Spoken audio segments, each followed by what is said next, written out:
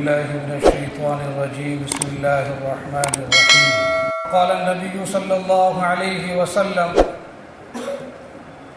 خياركم خياركم لنسائهم وقال استوصوا بالنساء خيرا او كما قال عليه الصلاة والسلام۔ بزرگان محترم اور برادران عزیز، ابھی میں نے آپ کے سامنے سورہ النساء کی ایک آیت تلاوت کی ہے اور دو حدیثیں پیش کی ہیں۔ قرآن پاک اللہ تعالیٰ کا کلام ہے اور یہی مسلمانوں کے لیے دستور ہے، قانون ہے۔ انسانیت کے لیے اس میں خیر کا سامان ہے، ہر فرد بشر کے لیے اس میں زندگی گزارنے کے طور طریقے مذکور ہیں اور اسی کی تشریح اور وضاحت اللہ کے رسول صلی اللہ علیہ وسلم کی احادیث ہے۔ سورہ نساء قرآن شریف کی طویل ترین صورتوں میں سے ایک صورت ہے۔ چوتھے پارے میں یہ صورت عورتوں کے حقوق اور ان کی ذمہ داریاں مردوں کے سلسلے میں کیا ہے اور شوہروں کو اپنی بیویوں کے ساتھ کس طریقے سے زندگی گزارنا چاہیے، اس میں اس کی مکمل وضاحت کی گئی ہے۔ اس سورہ کا نام نساء، عورتوں والی صورت، عورتوں کے قانون ضابطے اس میں ذکر کیے گئے ہیں۔ قرآن و حدیث کے بعد ایک اور چیز ہے مسلمانوں کے لیے جو مشعل راہ ہے اور ان کے لیے زندگی گزارنے کے جس میں آداب ہے، شریعت کی جس میں وضاحت ہے، وہ ہے فقہ اسلامی، یعنی کہ وہ کتابیں کہ جو اکابرین نے، مجتہدین نے، فقہاء نے، علماء نے قرآن و حدیث کی روشنی میں تحریر کیے ہیں اور امت کے سامنے آسانیاں پیش کی ہیں، اس کو فقہ اسلامی کہتے ہیں۔ قرآن، حدیث اور فقہ اسلامی کا اگر ہم گہرائی سے مطالعہ کریں گے اور غور سے اس کو پڑھیں گے، اور یقیناً اس میں غور و فکر کرنے والے، اس میں اپنی زندگی کھپانے والے اور زندگی کا بڑا حصہ اس میں گزار دینے والے، وہ یقیناً علماء کرام ہیں۔ وہ اس بات کو بخوبی جانتے ہیں کہ شریعت اسلام میں، یعنی قرآن، حدیث اور فقہ اسلامی، جتنا اس میں زور اور جتنی اس میں وضاحت اور تاکید حقوق عباد کی آئی ہے، حقوق انسانی کی بیان کی گئی ہے، اتنی اور کسی کی بھی نہیں ہے۔ آپ جانتے ہیں کہ مدرسوں میں بچے پڑھتے ہیں، عالم بنتے ہیں، فاضل بنتے ہیں، مفتی بنتے ہیں، قاضی بنتے ہیں، شریعت کے ماہر بنتے ہیں۔ تو وہ جو کتابیں پڑھتے ہیں ان میں ایک اہم کتاب ہے ہدایہ۔ اس کتاب کے 4 حصے ہیں، اس کی 4 جلدیں ہیں۔ پہلی جلد اس میں طہارت کے مسائل اور نماز کے مسائل، زکوٰۃ کے مسائل، روزے کے مسائل، حج کے مسائل اس میں ذکر کیے گئے ہیں پہلی جلد میں، اور جیسے ہی دوسری جلد چالو ہوتی ہے اس میں طلاق کے مسائل، خلا کے مسائل، ہبہ کے مسائل، اور آگے بڑھیے تو وراثت کے مسائل، اور اس کے بعد معاشرتی مسائل، معاشی مسائل، معاملات، اخلاق، سیاست، سیرت،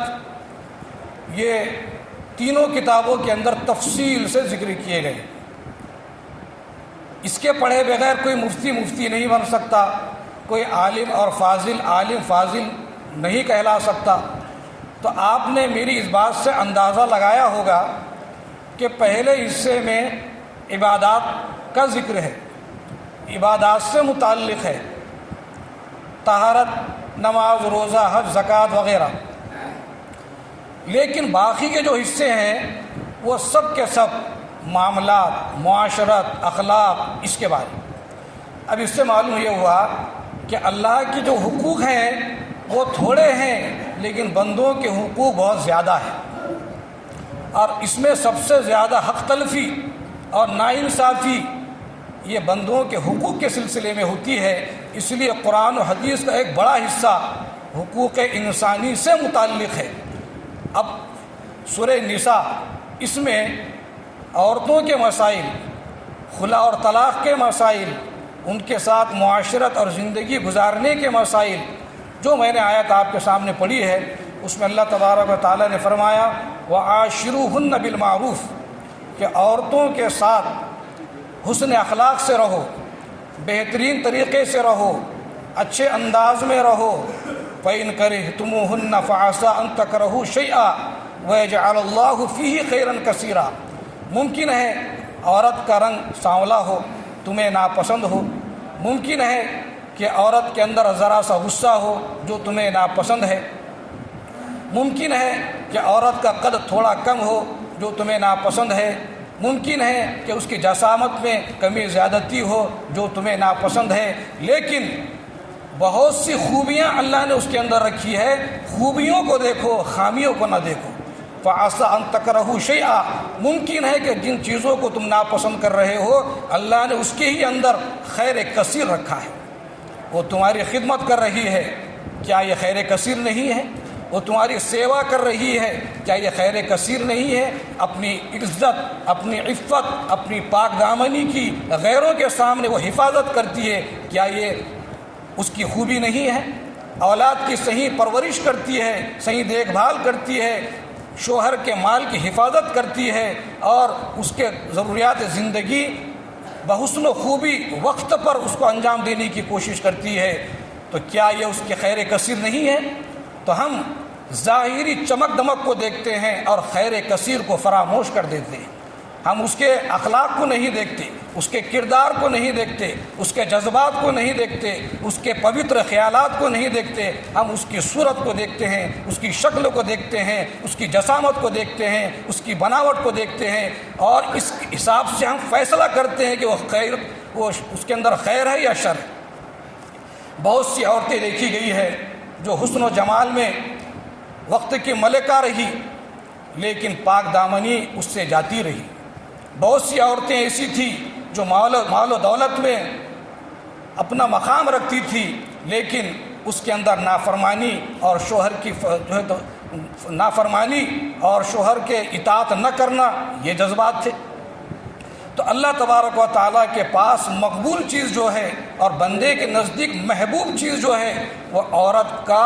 با اخلاق ہونا، با کردار ہونا، اور اپنے گھردار کو اور اپنے خاندان کو لے کر چلنا، اپنی پاک دامنی کی اور اپنی عزت کی، اپنی حرمت کی حفاظت کرنا، یہ سب سے بڑا جوہر ایک عورت کا ہے۔ اگرچہ وہ حسین نہیں، اگرچہ وہ مالدار نہیں، اگرچہ اس کا حسب نسب بہت اونچا نہیں، اعلیٰ خاندان کی نہیں، لیکن یہ اگر اس کے اندر اوصاف حمیدہ ہے، یہ اس کے اندر خصائل جو ہے حمیدہ ہے، اور اچھے یہ عادات و اطوار ہے، وہ اپنے وقت کی بہت بہترین خاتون ہے۔ اسی لیے اللہ کے رسول صلی اللہ علیہ وسلم نے فرمایا الدنیا کلھا متاع وخیر متاع الدنیا المرأة الصالحہ، کہ ساری کائنات، یہ زمین و یہ آسمان، یہ چاند و سورج، یہ ستارے، یہ سیارے، یہ دوڑتے ہوئے دریا، چھاٹے مارتے ہوئے سمندر، لہراتے ہوئے باغات، اور یہ ہوائیں، یہ فضائیں، یہ خوشبو اور یہ چمنستان، یہ سب کے سب ساز و سامان ہیں، ایک دن فنا ہو جانے والے ہیں۔ یہ طاقت و قوت، یہ شباب، یہ جوانی، یہ خوبصورتی، یہ مال و دولت سب فنا ہو جانے والے ہیں۔ کل من علیہا فان، ہر چیز کو فنا ہونا ہے۔ کل نفس ذائقۃ الموت، ہر ایک چیز کو موت کا مزہ چکھنا ہے۔ لیکن ان تمام چیزوں میں جو فنا ہو جانے والی ہے، ختم ہونے والی ہے، ان میں سب سے بہترین چیز، سب سے بہترین متاع، فائدہ اٹھانے والی چیزوں میں سب سے بہترین چیز وہ نیک خاتون ہے۔ ایک حدیث میں اللہ کے رسول نے فرمایا، تنکح المرأۃ لأربع، عورتوں سے عموماً 4 بنیادوں پر نکاح کیا جاتا ہے۔ لمالہا، آدمی دیکھتا ہے کہ اس کے پاس مال و دولت کتنا ہے، کیا یہ مالدار ہے تو وہ مال میرے حصے میں آئے۔ ولحسبہا، کبھی اس کے خاندان کو دیکھ کر نکاح کیا جاتا ہے کہ اونچے خاندان سے ہے، اعلیٰ خاندان سے ہے، بڑے خاندان سے ہے،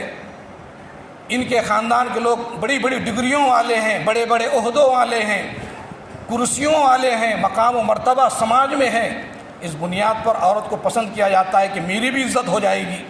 میرا بھی مرتبہ سماج میں بڑھ جائے گا، لوگ مجھے بھی اونچی جگہ پر بٹھائیں گے۔ اور تیسرا فرمایا حدیث پاک میں، ولی جمالہا، بعض مرتبہ عورتوں سے نکاح ان کے حسن و جمال کی وجہ سے کیا جاتا ہے کہ یہ خوبصورت ہے، حسین و جمیل ہے۔ اور چوتھی بنیاد جو حدیث میں فرمائی گئی ہے وہ ہے اس کی جو ہے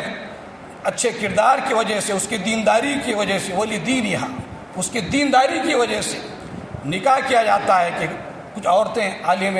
دین ہوتی ہے، کوئی حافظ قرآن ہوتی ہے، کوئی داعیہ ہوتی ہے، کس کی زندگی کے اندر بہت سا خیر اللہ نے رکھ دیا ہوتا ہے، جو تربیت کرنے میں ماہر ہوتی ہے اور گھر کے چیزوں کو سنبھالنے میں ماہر ہوتی ہے، حسن اخلاق والی ہوتی ہے۔ فرمایا فاظفر بذات الدین تربت یداک، اے ابو ہریرہ، اگر تمہارے لیے یہ بات ممکن ہو اور تمہارے بس میں ہو تو تم دیندار خاتون کو پسند کرو۔ تو دیکھیے اس حدیث پاک سے یہ سبق ملتا ہے کہ ساری چیزیں فنا ہونے والی ہے، لیکن ان میں سب سے بہترین چیز ایک با اخلاق اور با کردار اور با عفت عورت ہے۔ ایک حدیث میں فرمایا کہ یہودی مال و دولت کو دیکھ کر نکاح کرتے ہیں، یہودی مال و دولت کو دیکھ کر نکاح کرتے ہیں، وہ مال کے بڑے حریص ہوتے ہیں، اور عیسائی حسن و جمال کو دیکھ کر نکاح کرتے ہیں، خوبصورتی کو دیکھ کر نکاح کرتے ہیں، اور مشرک